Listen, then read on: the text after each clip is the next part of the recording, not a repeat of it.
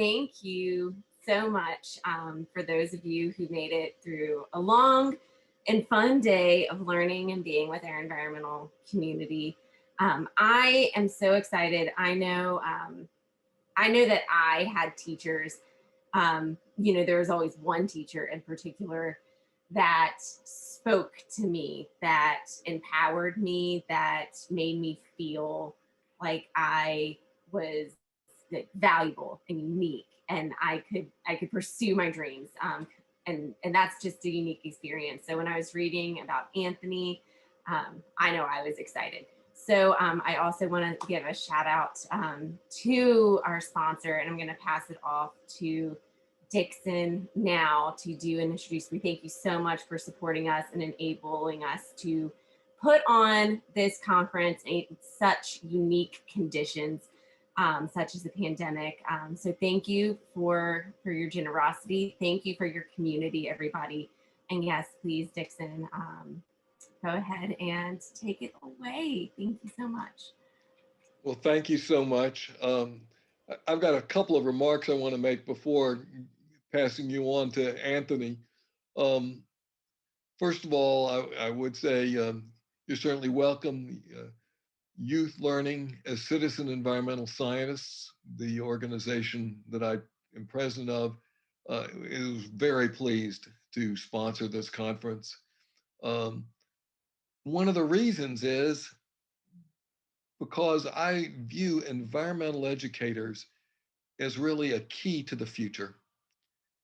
First of all, I want to thank you all for the work you do for the environment, for our kids in the Commonwealth, and for really pointing the way toward the future, getting kids outside, getting kids familiar with the environment. All of those things are wonderful. But I do have an extra agenda, and that is I'm trying to improve the quality of science education in the United States. And I view you as the cornerstone of doing that. Well, how do I say that? My view is that to learn science, a young person has to do science. And by that, I do not mean looking up something on the internet. What I mean is actually working their way through the scientific method, doing a real research project where they are the scientists. It can be in a small group, it can be in a whole classroom, it could be individually. Small groups seem to be, I think, my favorite way to go about this. But the idea is that to learn science, you've got to do science. And what makes that practical, first of all, is doing environmental projects. The environment's right outside the classroom. The ability to take measurements that are reproducible both over time and space is affordable. Some of them are free, some of them are low cost, and um, the organization I represent doesn't just fund the conference; it actually makes grants to environmental educators and other educators, but to mostly environmental educators, if they need pieces of equipment to go forward and engage and enable their students to measure some aspect of the environment. But when we do that, we want that coupled with the commitment that the students will do scientific research projects, and it goes on and on from there. One of the other things that makes that possible is a program where I guess I've been affiliated with most of the last 25 years called the GLOBE program. That's www.globe.gov. And GLOBE provides an infrastructure with protocols and a database and learning materials and help that can help you actually do what it takes to have your students do environmental research projects and share them with students all over the world. So a couple of things there. There's a need, there's a means, and there's support and infrastructure there to help you. So I'm hoping many of you will take a look and consider being this vanguard in actually bringing science education where it needs to be. So it isn't just learning a lot about techniques in the lab, or for that matter, just learning about a lot of interesting and important facts like the periodic table, but it actually gets the students to think scientifically. And those scientific thinking abilities that you will help impart can be carried with them into their adult lives when they have to make decisions for themselves and participate in decisions for our community and for the future environment of the Commonwealth, not to mention the nation and the world. So I view you all as really an important key vanguard on top of all the wonderful work you're already doing. So um, without further ado, let me say that I too actually remember having one special teacher. Um, she didn't teach me environment, or what she got me turned on to was actually the history of civilization and particularly art, including architecture, etc. But she was memorable, and I had her in the 6th grade, and it was just an incredible experience. So going forward, um, we've got today someone who is really a vanguard in terms of doing all kinds of things to meet the whole student. And in reading a little about Anthony, I noticed I think maybe in the Roanoke paper article about him, he used the magic word love, that Anthony brings love for his students to his classroom and to the things he does beyond the classroom. That love, as I see it, is where you can see the goodness and the potential and the value in each of those students. And, that's just wonderful. There's no higher calling than bringing that love to the classroom, to the students, and meeting that need. So it's my privilege to get to introduce a lover, to get introduce Anthony Swann, who is this year's Virginia Teacher of the Year, and also is now joined the Virginia, I'm messing up the name, but the State Board of Education, um, which is lovely and is an important thing. And you'll notice my remarks, I've also gotten to lobby a member of the State Board of Education about the fact we in Virginia should include a requirement of doing research where it's grade appropriate in the schools and curricula of the Commonwealth and become a real leader in science education in our nation and the world. So without further ado, Anthony, thank you so much for what you do, for being who you are, and for pursuing and representing the Commonwealth as it goes forward, as you go forward as the candidate for Teacher of the Year in the country, and also for serving our Commonwealth on the Board of Education. Thank you, thank you, thank you.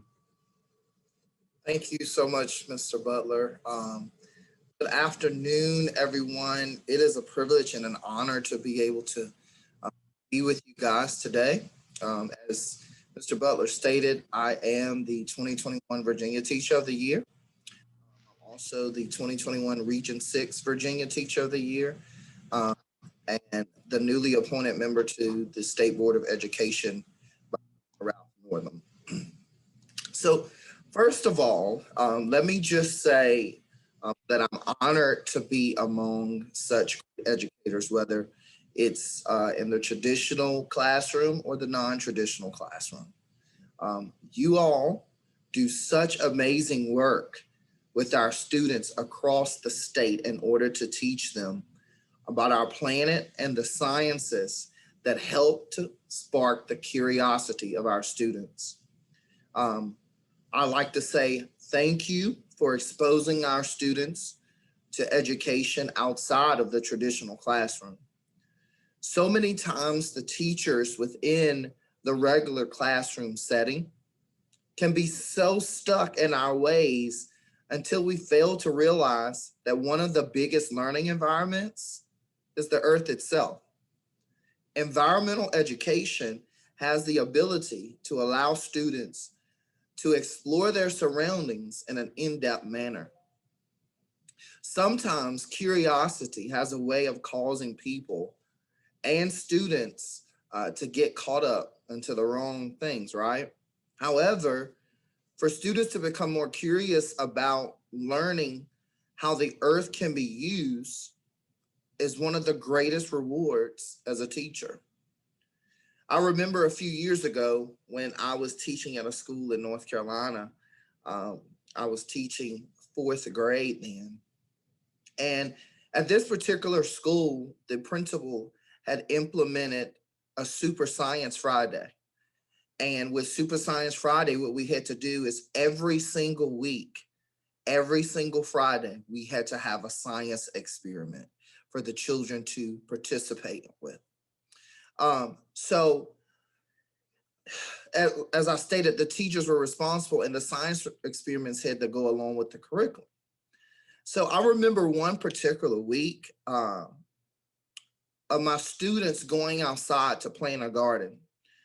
And we utilized the garden to help reinforce what we had learned in class about the scientific method.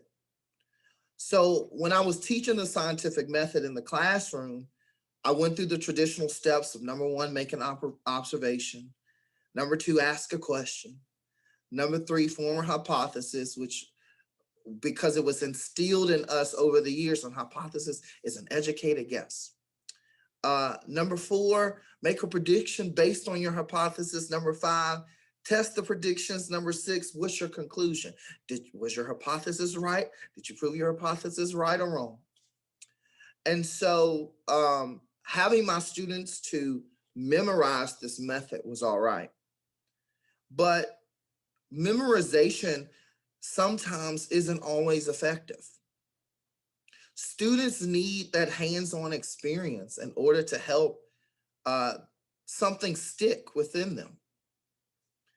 So what did I do? So this particular Super Science Friday, we made predictions about how fast our vegetables would grow, which vegetables would grow the most. And so the students were able to utilize the scientific method, but in a different way. So utilizing the earth and the environment really helped to reinforce what they learned inside of the classroom. In addition, while students are learning how to use the environment in order to retain information, they will begin to realize that every individual matters. Every individual has a role to play. Everything in this earth is important. Whether the role is to pick up trash or use recycled materials in order to help protect the planet and people, we must all realize that every person is important to this type of work and learning for our students. We must recognize that every person has the ability to help ignite a fire for learning through the use of wild places and spaces. Not only does environmental education help to spark students' interest, but it also indirectly teaches students about good character and citizenship. For instance, if students are taken in nature to pick up the trash that others have thrown on the ground, it gives students a better understanding of why recycling is important or why it is not okay to litter. Things like this are not just curriculum-based lessons, but they are lifelong lessons that can be carried from one generation of students to the next. So once again, I say thank you for all that you do for our students across the Commonwealth of Virginia. Lastly, I'd just like to say this, that even if you're not a formal educator in a traditional classroom setting, you still can support those teachers. And so I'm going to yield the rest of my time over to Mr. Paul Tim, Now, I met Mr. Paul Tim when we became part of the same cohort. Mr. Tim he teaches 7th through 12th grade science in Lyons, Decatur, in Lyons, Nebraska. He is also the 2021 Nebraska Teacher of the Year. He and I have developed a great relationship since both winning the State Teacher of the Year, and his passion is environmental science. So after talking with him, he just began to share his heart. And so I wanted you guys to have a greater visual and how environmental science impact students. Mr. Tim. Thank you so much, Mr. Swann. I am so honored to be here. I was about ready to jump through the screen and hug both Mr. Butler and you as you were talking about the value of doing independent science inquiry and engineering within education. And I myself have 56 students right now completing projects that they have a deadline by March 1st, and some of them are on track and some of them are not.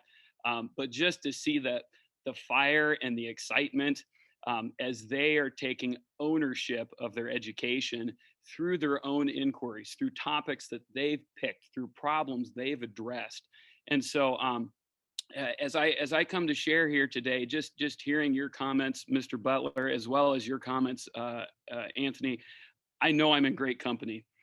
They say birds of a feather flock together, and I feel like I'm within a flock of people who have similar ideas and both that desire to see children flourish. So I'd like to share my screen and share just a little bit of what I would call the value of environmental education. And so I myself am a 17-year veteran of teaching. I started teaching in 2003, and I taught at Laurel Concord Public Schools. And I had 2 endorsements. I had an endorsement in agricultural education, and I had an endorsement in the biological sciences. I would be what you would consider someone who's a jack of all trades.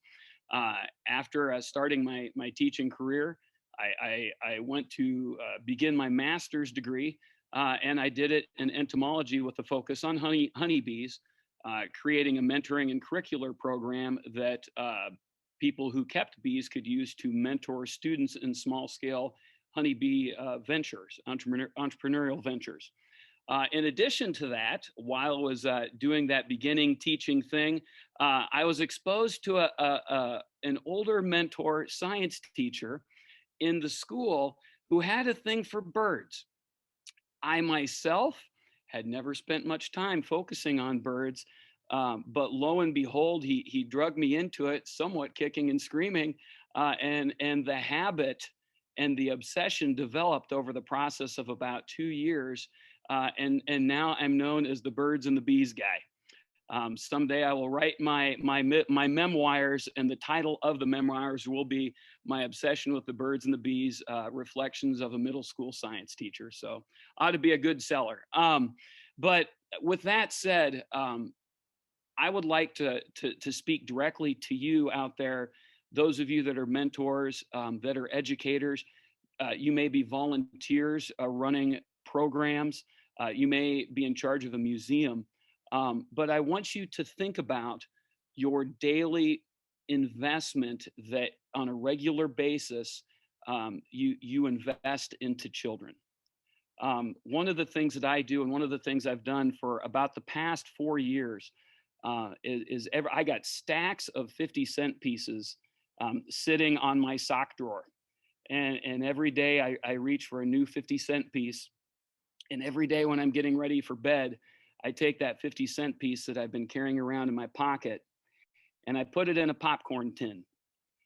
It's an old popcorn tin I got when I was in college. I cut a hole in the top of it and I dropped that 50-cent piece in.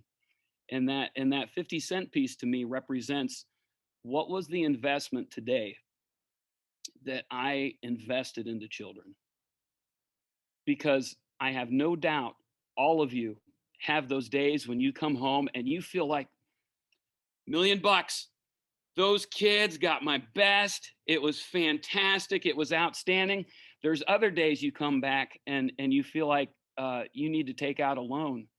You went backwards in your education. Did anything happen today that I did that was meaningful? And so what I would like to do, I'm going to take 30 seconds of awkward silence.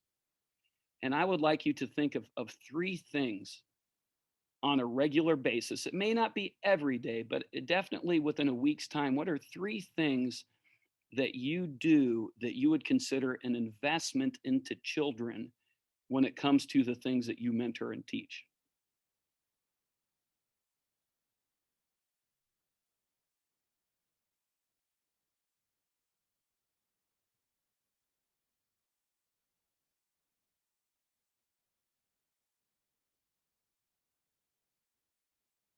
Those of you watching the clock, you got 15 seconds.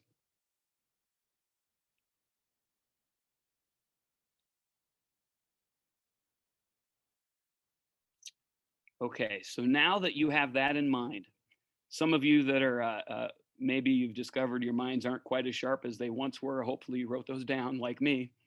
But I would like to tell you just a little bit of my story and share just a little bit of what I've done within my educational programs where I've seen students flourish through collaborative science ventures that I do with not only my students, but other schools. Oh, please excuse the bird clock in the background. My classroom has a bird clock and it just struck 5 here in Nebraska. So much like you, back in 2014, I was sitting at a professional teachers conference. It was the Nebraska Association Teachers of Science. I was sitting there with my colleagues. We had been through a whole series of workshops, thinking about, dreaming about what were the new ideas, what were the things that we were hoping to implement within our classrooms and within our programs. And I remember sitting distinctly with a couple of my closest friends, closest colleagues, and I said, wouldn't it be great if we weren't so limited to our classrooms? Wouldn't it be great if I could teach with you and you could teach with me, and we could take our kids and not only get them together exploring nature and doing inquiry and making observations, but what if we could share our journeys together with the public? How powerful would that be? What if we could accomplish something like that while still making progress on our standards, while still checking those things off the list that we have to do, while still writing those lesson plans that we know are important? What if we could somehow, through a collaborative project, accomplish something as cool as that? And so that was in 2014. It took 2 years of the what ifs. It took 2 years of the conversations, and eventually the Nebraska Bird Project developed. And so the Nebraska Bird Project was a 3-year collaboration between 2016 and 2018 to take 3 schools, Norfolk Public Schools, which in Nebraska would be considered an urban school, larger town school, and then 2 rural schools, Allen Public Schools, and then my public school, Lyons Decatur Northeast Public Schools. And the objectives of the project were to promote collaborative learning with a group of students where they're interacting together, promote conservation awareness, knowing that about a third of the country's birds either live within Nebraska or migrate through Nebraska at least twice a year. And then last but not least, just foster an interest in a group of organisms that not only are key bio indicators within their environments, but whether you live within an urban setting in an apartment and have a back alley to observe the pigeons and the house sparrows and hang a feeder and hopefully get some small things coming to feed on black sunflower seeds, or whether you live within the middle of the sand hills, you would be able to make observations, begin asking questions, and share a journey with the people of Nebraska. And so lo and behold, this journey started. And to go about this journey, we set up a series of local observations where we were training our students in how to observe, how to count, how to document, and then how to upload their observations to the Cornell Lab of Ornithology. to be able to share our data. This was the very community science has existed for a long time, but as far as the hype and the momentum that it now carries, which I'm so thrilled about, it was amazing how difficult some of the challenges were that we encountered just a few years ago as we were starting this up back in 2016 and trying to share those observations. But the goal was that students' observations matter, and that they can be used not only to be studied by professional scientists, but used for motivation and for impact, to get the community excited and to get the community invested into what we were doing. And so in order to build that hype and to build that interest, not only within our students, but also within the general public, not only were we sharing just our local observations, but we planned quarterly field experiences where the kids would get together and they would get a chance to visit the Niobrara River Valley, 4 hours drive away from most of their schools, to explore a part of Nebraska they've never seen before and to share it with the general public through social media. To drive to Kearney, Nebraska on the Platte River in the spring and to see the migrating sandhills cranes, a phenomenon that National Geographic describes as one of the 7 natural phenomenon of the world, wonders of the world, happening right in our very own state. And most individuals within our state never have even taken notice, let alone traveled out to see it. What if we had these kids doing this? And that's exactly what we did. We wrote grant after grant after grant, trying to find the funding to pay for mileage. We called churches and rolled out sleeping bags on church floors. Here's the girls' room, here's the boys' room. We found ways to do it. And lo and behold, it really had impact, not only on the kids, but the schools and the communities that were seeing what we were doing and going, hey, what are you doing? How can we get involved with that? And so what I'd like to do now within my presentation is share just a little bit about one species in particular. And this is a species I hope, if you ever are traveling across the country in spring and have the opportunity in March to stop off in Nebraska between Grand Island and Kearney, 500,000 sandhills cranes migrate through Nebraska twice a year. But the most spectacular time to see them is within the month of March, when they are spending all of their time within a 50-mile distance between this yellow dot here, Grand Island, and this yellow circle here, Kearney, Nebraska. Now, what are they doing in Nebraska? What are the lessons that we can learn from these great migratory travelers, and why is it such a special thing? Well, first of all, these birds they're 4 foot tall, and they roost on the historic Platte River. Now, for those of you that are not familiar with the Platte River, it is a river that runs the full length of Nebraska and exits into the Missouri River just south of Omaha, Nebraska, but comes full length across it and splits at North Platte, Nebraska, to the North Platte River, which heads into Wyoming, and the South Platte that goes into Colorado. But this particular river is noted in Lewis and Clark's journeys as they were coming up the Missouri River, and much was documented about it. And so all sorts of things can be read about Nebraska in regards to the history of its water, because there's a lot of water in this state, both surface and under it, with the Ogallala Aquifer. Half of the state's rivers bubble up from the ground in the center of the state, and many of them empty into the Platte River. Well, the story of the sandhills crane has been migrating through Nebraska for tens of thousands of years. But only within recent has it started to see a shift within its population and where it roosts during that crucial 4-week to 6-week time period, when they meet each other's mates. They feed out in the cornfields, building up their body fat for the remainder of their migration journey up into Canada. Some of them even make it across Alaska and fly into Russia before they nest. And then will fly south again across there and back into the southern United States into Mexico for overwintering.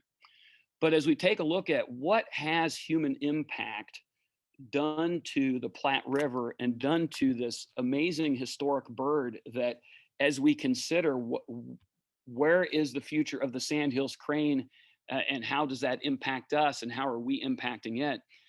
As you can see on the map that I've put here, these two yellow circles are the 50-mile stretch of the river in which the cranes now roost today in March on their great migration north. The red range between the two red circles is the historic range of where those cranes used to be not less than 100 years ago. Now, if we consider that and we think about that, we share that with students. We get those students on the river and we ask them, why have we seen this change? What's going on here? This bird has been here for thousands of years, but just within the past 100, we've seen this shift in where it roosts. And as we look at the length of river that it's currently on versus the length it once was, it's shortened quite a bit. Well, what's happening is through human activities and through agriculture and through just human travel, the building of roads, you've seen trees, you've seen that river that used to be 3/4 of a mile wide become less than, in some places, 70 to 100 yards wide. And so what has happened with the birds is they've been forced eastward as we have narrowed that river and made it less shallow, deeper, and faster, swifter moving, because the birds themselves depend upon the shallowness of the river when they roost in the center of it for protection from things like coyotes and other predators that might feed upon them. And one thing that you might notice that you probably don't know a lot about Nebraska geography, but if we zoom in a little bit closer, we see that the crucial roosting grounds and the feeding grounds for these cranes within these 4 to 6 weeks that they're here. And it's not just the Sandhills cranes. We also have the endangered whooping crane, of which there's only about 600 in the wild right now that migrates with them. You'll see that they're steadily moving closer to the third largest city in Nebraska, Grand Island. And so the question that we have to pose to our students, and the question that we have to pose to our legislators, and the question that we have to pose to every Nebraskan who has vested interest in the ownership of the land and the livestock, but also the wildlife that exists and passes through here, is what is going to happen if that range continues to narrow or if it shifts into the urban setting of Grand Island. That is a consideration that we all have to think about. And it's very easy amidst all of our daily lives, our daily struggles, our daily things that are important, to just say, we don't have to worry about it. The cranes have been here for a long time. They'll take care of themselves. But quite honestly, if you talk to anyone that's an ornithologist or anyone that knows a little bit about ecology, we see a train wreck coming. We see something that could potentially happen to this amazing species that is a valued part of the ecosystem within Nebraska, that ecosystem has changed. How are we going to go about ensuring that we have wild places, wild spaces, as well as value the human activities that are also important, the economic activities, the civilization activities, because we can't just set those aside either, but we can't ignore what's happening here. And so there's a wonderful resource I'd like to share with you. If you're just looking for something that you might be interested in sharing a case study about the Sandhills crane and the Platte River, there's an amazing time-lapse website with lesson plans that they've set up about 75 cameras along the Platte River from Wyoming all the way to the Missouri River in eastern Nebraska, that I would highly encourage you to take a look at it. We're not going to take a time to take a look at it today. But if you're looking for a great ecology study to inspire your kids in something that is maybe a little bit different than what they find in Virginia, I would highly encourage you to go there. But for the purposes of this presentation and for the purposes of why I asked you to reflect upon that 50-cent piece. I want to keep moving here and value our time. So what happens when you invest your time, you invest your talents, you invest your treasures into environmental education and pique kids' interest into that? Because there's a lot of things competing for kids' interest today. There's a lot of programs competing for their time. And in a small school where we have 260 children, K through 12, okay, I will tell you what tail wags this dog, and it is sports. And sports are valuable to children. But I will tell you, so is science education and so is science inquiry. Anything that builds confidence, anything that builds leadership skills, anything that builds community and citizenry and participation has value. So how do we, with other good programs that compete for the time and the attention of our students, as well as things that maybe 6 to 8 hours a day on also compete for their attention, how do we get them interested in wild places and wild spaces? Because wildlife education, environmental education, it creates creativity and it inspires kids. Here's one student that I took out to see the cranes back during our Nebraska bird project. And she was so interested, and she herself became a bird nerd because of our involvement with the bird project, that she created an entire informative speech on bird nerding. Actually, it was an entertainment speech for her speech and drama program. And she got 4th in the state as a freshman because of sharing about her interest in birds and her nutty bird-loving teacher who inspired that interest in her. Here's another one that's kind of novel. We can use storytelling and we can use creativity. We can use cartoons in kids' imagination. So when Thanksgiving came, I said, kids, could you imagine if instead of the turkey, you got to pick any bird that you could think of, and that would be what we ate for Thanksgiving? Could you imagine if? And so I had one creative girl who won our contest. She proposed the idea, what if we had macaroni penguin? Wouldn't that be interesting? Or what if instead of wild turkey, we had ruby-throated hummingbirds? Could you imagine the hors d'oeuvre little plates with 267 little ruby-throated hummingbirds? Now, obviously, I'm not promoting going out and harvesting hummingbirds, but what hooks kids and gets them interested, right? What hooks kids and gets them interested? And what do they have surrounding them that they're familiar with? What am I going to teach ecology principles with? The ocean is important. Whales are important. My biology books are filled with them. But what do my Nebraska kids know? They know what's around them.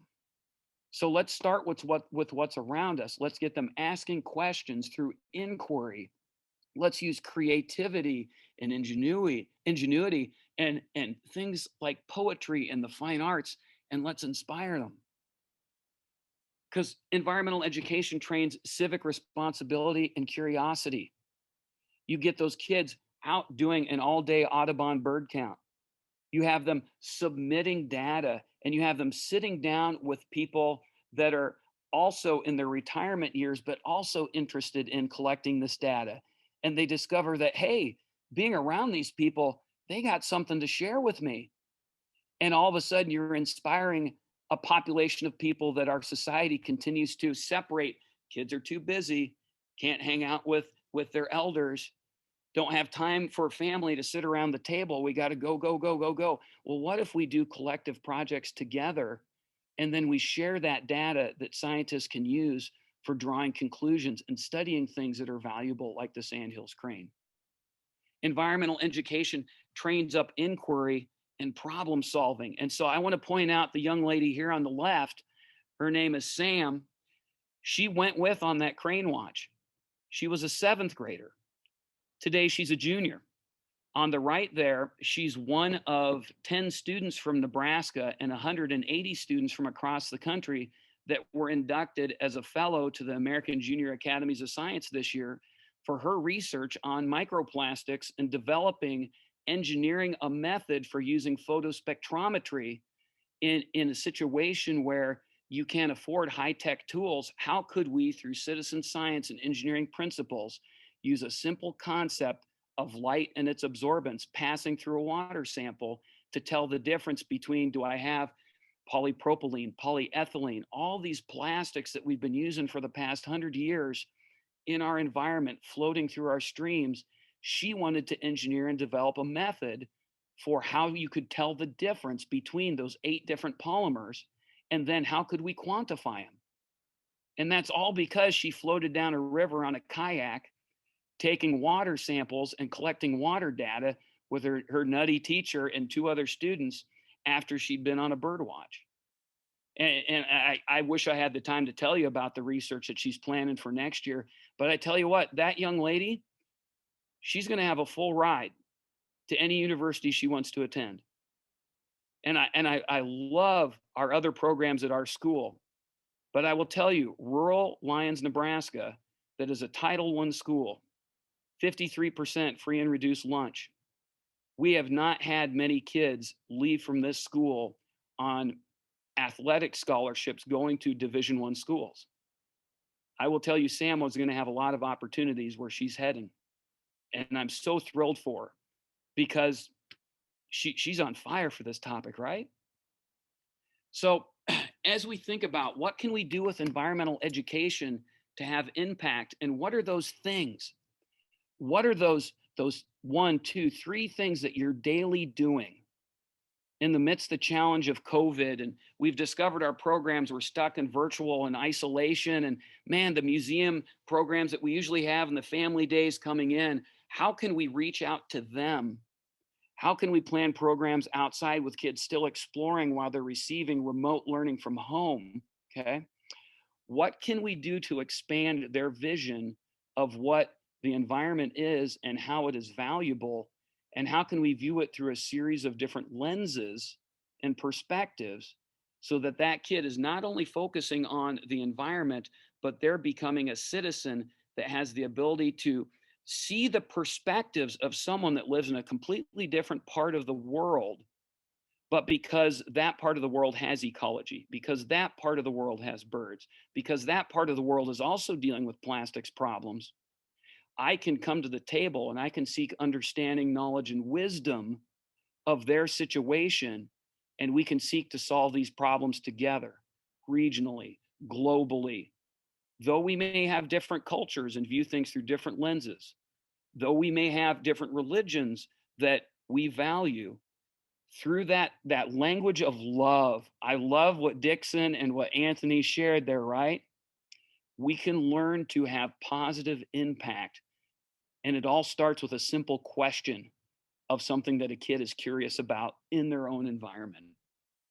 And so I'm thrilled and humbled to have been asked to speak here today and share just a little bit of my story. I do want to share.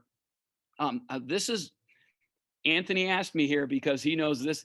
One of my key platform objectives this year is to put in the hands of people like you that are trying to have impact with kids, that are trying to get them doing science research, trying to get them outdoors exploring.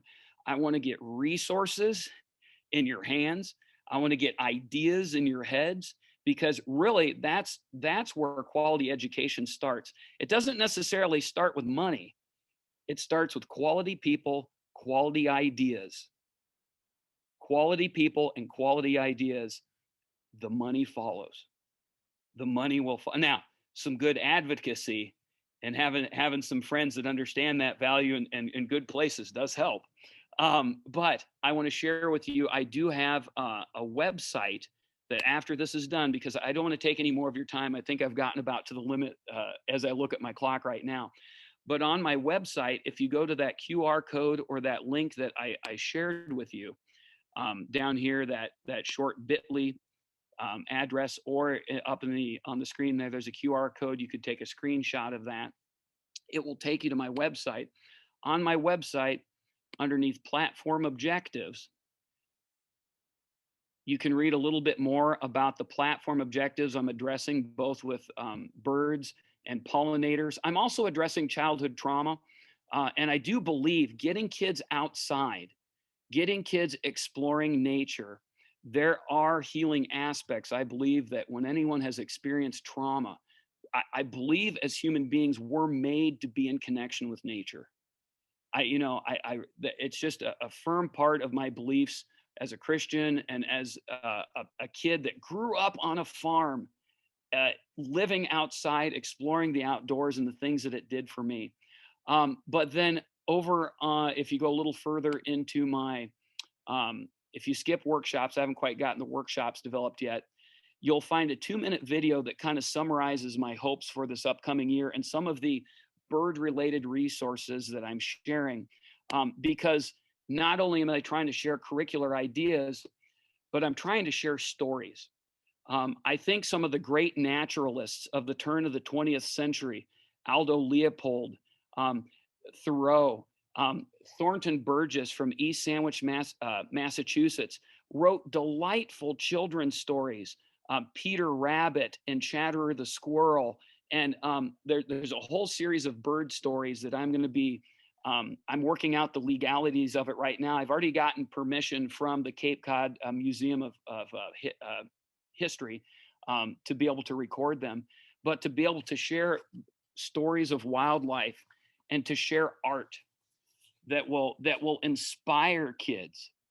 Because looking at a graph, looking at a pie chart, or looking at a line graph of declining sandhills crane numbers, that's significant. But no one ever marched on Washington because of a pie graph, right? People make lasting change and are motivated to change because they're inspired from stories. They're inspired by people in their lives that they grew up, their grandparents or an adult, a teacher in their life that became part of their story. And so if I could link this back into one lasting point, as you are considering, what do I want to challenge myself in my programs and my investments this year into kids and environmental education? Try to make stories a part of what it is that you're doing. So I just want to thank you for your time today. Thank you, Anthony, for the amazing things that you're doing in your state. I love it. And thank you for putting on this conference. I'm so excited to hear about the things that are happening in your state from Anthony because of this conference. Thank you very much. Thank you, Mr. Tim. I really do appreciate it. So Miss Ashley asked me to share my hopes in promoting this type of learning. Now that I'm on the Board of Education, one of the members, when things come through the pipeline, I have the ability, because it was Governor Northam's purpose to put a current classroom teacher on the board. And so now I will have the ability to promote this type of learning. You know, as Paul was talking, I was thinking how interesting it is. And myself being an educator, I'm sitting here like a student, like, I want to do that. Like, oh, that seems interesting. So it will be one of my duties to push for this type of interactive learning, because it will allow the things that students learn in the classroom to stick more so to their ribs, like it's potatoes or something thick, so that it will not pass through just as, oh, we got to memorize this for a test. But if they have that interaction of learning to promote the 5 C's of a graduate in Virginia. You know, he talked about the creativity. He talked about the collaboration. Those are 2 of the 5 C's for a graduate in Virginia. And so I will be pushing for that interactive learning. But thank you guys so much. And I'm going to go back to the moderator. Sure, we have a few questions. So I know we had a few in the chat, as well as some submitted through the question and answer. So for Paul, one of the question was, what kind of funding did you receive for the Nebraska Bird Project? How did you get that funding? Oh, thank you very much for asking. Honestly, I thumped every bush I could find. I called the Nebraska Game and Parks. You know, I starting with state organizations, I started looking there. involved our technology organization. There's a Nebraska Education Technology Organization, and we using eBird to collect our sightings, and then using let's see, Audubon's app. We got some speakers and some iPads for actually in certain cases being able to call birds, and so I was able to train students on calling birds. But really, it was a local effort. It was a statewide effort of just searching wherever I could, and honestly, relationships. Coming back to that topic of relationships, I started calling. I contacted state agencies. I contacted the Audubon Society. I contacted anyone I knew that was involved with birds, asking them, do you know of any funding sources? So if anyone is considering those types of things, find a couple quality people to get you started on the right road on where to search. And I know you'll eventually find the right funding for the project that you're developing. Another question we had, and I think this was for both Paul and Anthony, what are some of the challenges that you have overcome to be able to complete some of these experiences with your students and classes? Anthony, I'll let you go first. One major challenge that I had to overcome as an educator and as a veteran educator of 14 years is not being stuck in my traditional ways. Like some educators was like, okay, no, we're going to take notes. We're going to do it this way. So the traditional classroom setting is what we're comfortable in, but realizing that children learn best outside of the classroom setting, hence field trips. And it causes the information to stick, like I said, just a little bit better than a traditional classroom setting. So I had to overcome that part as an educator. I also had to help some students that are not as nature friendly to become nature friendly, to realize that you can learn a lot from the planet that you live on. So those are some of the things that I had to overcome and help some of my students to overcome. Paul? Sure. I think for me, I view teaching as an entrepreneurial venture, and not that I'm trying to make money, but I see it as an ownership. I own my teaching. I own the lessons that I plan. I own there's something about, and I would compare it to owning your own home versus renting. When you own that home, you're careful about bringing the muddy boots in, right? You just, that attention you pay to things. And so as I tried to own this process of, this is my curriculum, this is what I need to teach, these are my standards, I really view my curriculum as the skeleton, as the framework of the craft I'm owning. And then I need to add the walls, or if you're talking about the skeleton, you need to add the flesh to the skeleton to make it personal and something that kids are going to own. If kids don't take ownership of their education, this is my learning. This isn't Mr. Tim's thing, right? This is mine. And so that's where things like inquiry are powerful, because the kid asks the question. So the kid owns the question. The kid starts the journey with the question. And so when it comes to inquiry education, I start every kid off with the 30 questions assignment. Okay. Oh, you're interested in cooking. What type of cooking? Oh, barbecue. All right. I want you to write me 30 questions about barbecue. 30 questions. Yeah. I'm curious. What 30 questions, write me 30. So the challenges I experience oftentimes is the kids getting their brains shifted in their mindset from the sit and get, the sit and memorize, the sit and in a smaller school, it's a little bit easier for me because some of my other colleagues have a little bit more freedom to try some things too.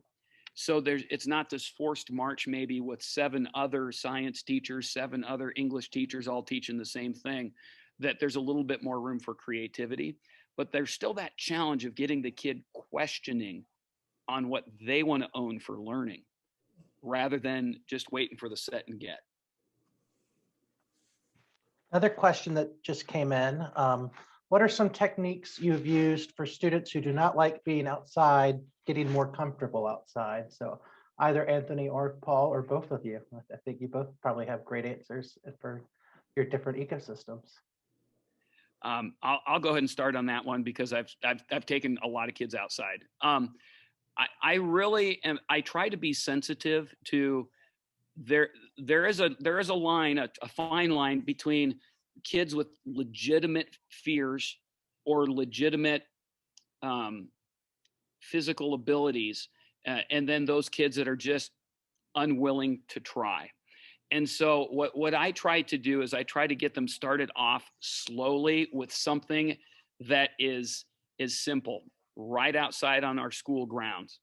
We'll have a lesson and we'll go out and say, okay, I want you to find me 3 things that are interesting to bring back to the classroom, 3 observations. They got to be something that deals with nature. I try to ease them into it because sometimes you get those kids that they're resistant. And a lot of times when you use group work, you got them. I put my kids in flocks. I call them flocks. So they're 4 to 5 flocks, birds in a flock. And so when they're peer teaching each other, oftentimes that learning and curiosity becomes contagious. So that's what I do. So something I do, because I teach elementary, is when we go outside, I act like them. And what I mean by that is I run around and act like a big kid. So it causes for them to see that I'm comfortable with outside. So so as they see that I'm acting like a big kid, they forget all about their fear of nature, and they're basically looking at me like, oh, you having fun? Let me have fun too. So that is something I've done. And I let them see how it's okay to trust nature. It's okay to trust the earth to teach you. And so with me doing that, one of the things, believe it or not, when it snows or we hear about snow, I love to sing. So I start singing Frozen. Do you want to build a snowman? And it causes for them to have such a connection, but we start talking about nature from there. So those are the things that I do. I might, if I could chime in real quick. One other thing, a lot of times I'll find that kids that aren't really interested in nature will be interested in other areas that if I can connect it to, like we do, I try to do some art projects. We do a bird barn quilt activity where they're given a piece of poster board, and through a series of colored triangles, their assigned bird, they have to try to make a barn quilt of their bird that represents what a northern cardinal or some sort of bird that they've been assigned. And so sometimes those kids that aren't real outdoorsy, but they're what I would say fine artsy, and that's just only kind of one group of kids and preferences, sometimes that will hook them in when they realize that the thing they're interested in actually can link back to nature. All right, I think we have time for maybe 2 more questions, and we have a few more.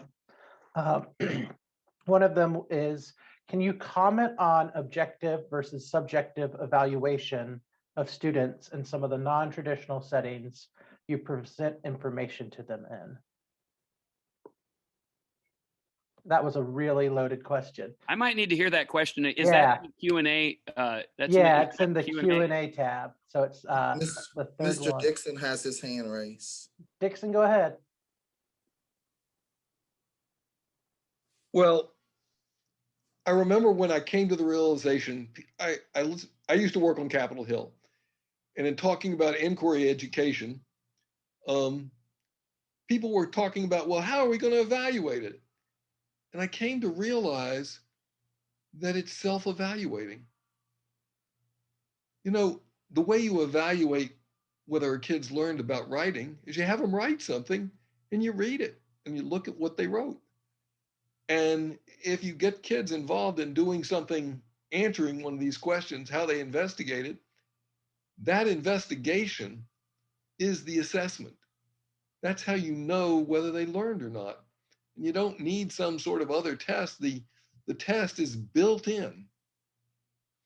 Well, and I might support that too, with if we think about Bloom's taxonomy, and we think about the highest levels of teaching, the ability of a student to inquire, to collect, to analyze, synthesis, draw conclusions, and then report.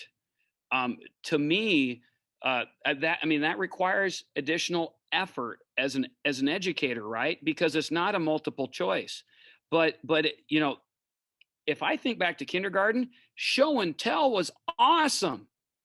Why aren't we teaching like kindergarten? Because inquiry is show and tell.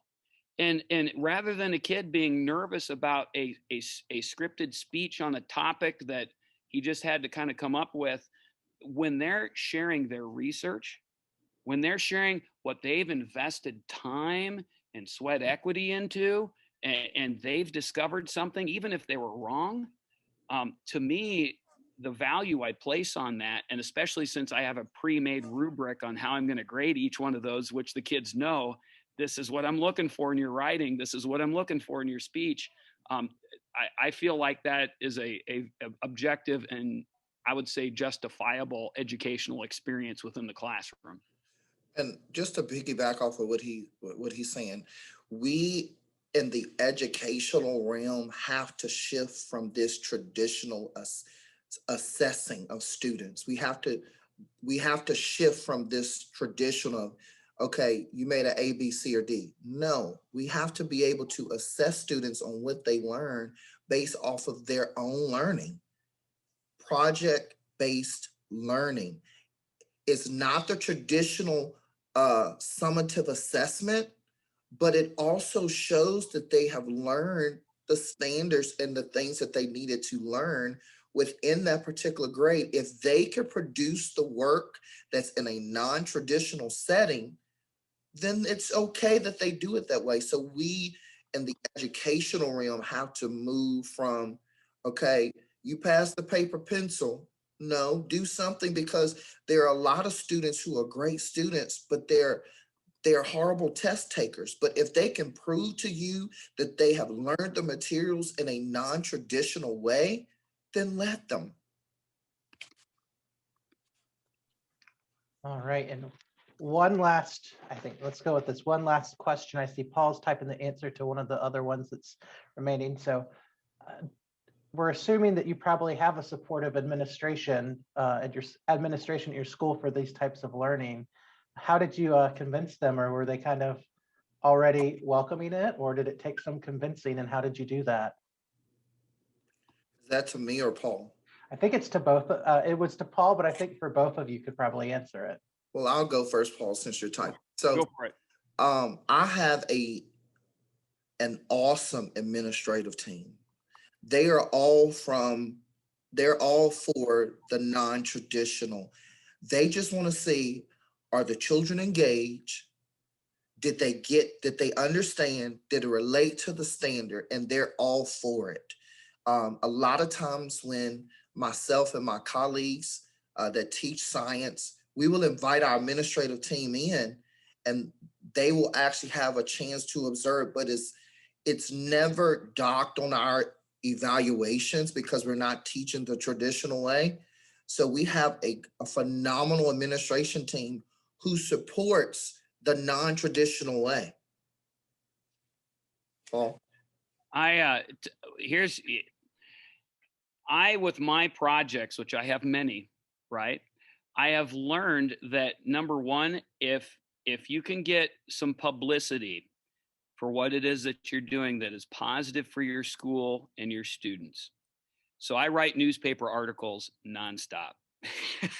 I take photos nonstop with the permission of, at our school, kids sign a student handbook that says newspaper articles with students in them, as long as they meet certain criteria, are acceptable within our local paper. And every district may have be a little bit different, but between the school website and our local paper, our administration loves to see, and the public loves to see, when their kids are doing activities like this. So it also helps when you get some grants and you share that with your administrator that, oh, look, we just got $4,000 for buying water testing equipment through our local natural resources district for this project. That the more trust that you build through the things that your students do, it might start slow, but that inertia will start building because the process is going to prove results that they're going to like to see. It may start slow, but just doing that PR campaign, so to speak, as well as once results start kind of coming in, it will become easier to ask to do the next project once they see the results that come in from the prior. Thank you both so much. I know, Dixon, you have some great grants out there to help fund some of these projects across Virginia and all that. So I'm going to hand it over to April to wrap us up. After, I think Dixon's going to make one comment and then April will wrap us up.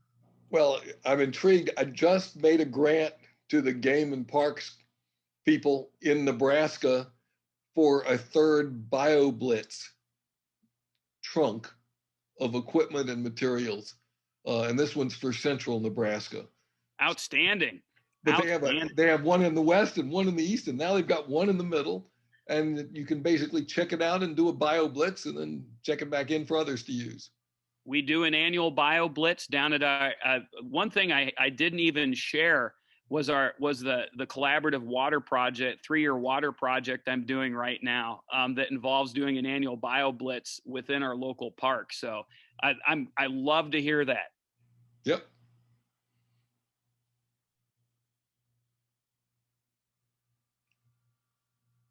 Thank you. Yes. Trying to make sure I have a parrot, so I definitely try to mute when I when I don't have to be on. Thank you both for sharing so much about your work and your enthusiasm and your passions going forward. It's just always, these are moments where I feel like all of us can get rejuvenated. Like, you know, there's sometimes where you're slogging through and you're trying to do your best, and then you get to hear people doing great things, and it just motivates you and gets your heart in the place to feel like you can conquer the world.